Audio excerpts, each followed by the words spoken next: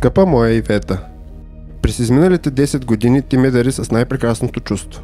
Чувството да се обича. Не знам дали ще успея някога да ти се отблагодаря за всичко, но знай, ще направя и невъзможното да си щастлива. Искам да знаеш, че ти си моята принцеса, но най-важното, знай, че ще бъда до теб неотлъчно, когато се смееш, когато плачеш. Ще бъда твоята опора, рамото, на което да поплачеш, човека, който да те разсмее.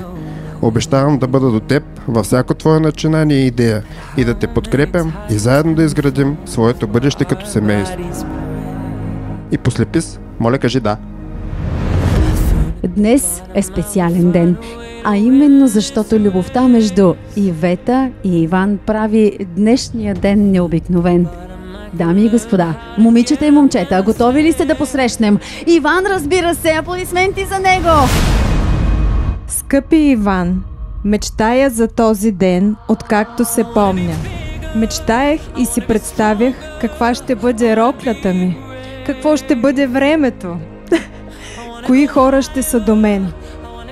Но най-много мечтаях за теб, човека, който ще седи срещу мен в най-важния ден от живота ми.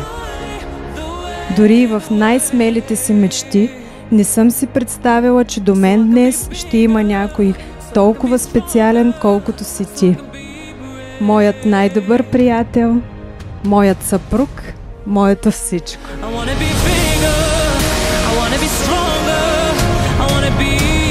Иван, очите ти са пълни с вълнение, а сърцето ти сигурно вие малко по-очестено от обикновеното, така ли е? Абсолютно, каза той. Затова усмихни се широко, защото тук ще я видиш.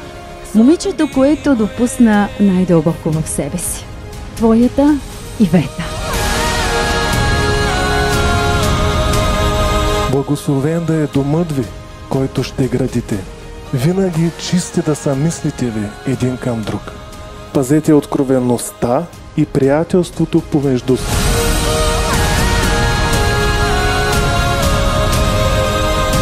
Единствено искам да добавя нещо към Иван, че вече си мой брат и много те обичам, и Вета също.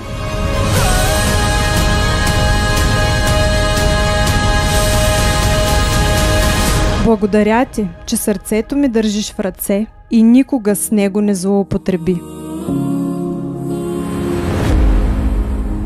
Любовта никога не отпада.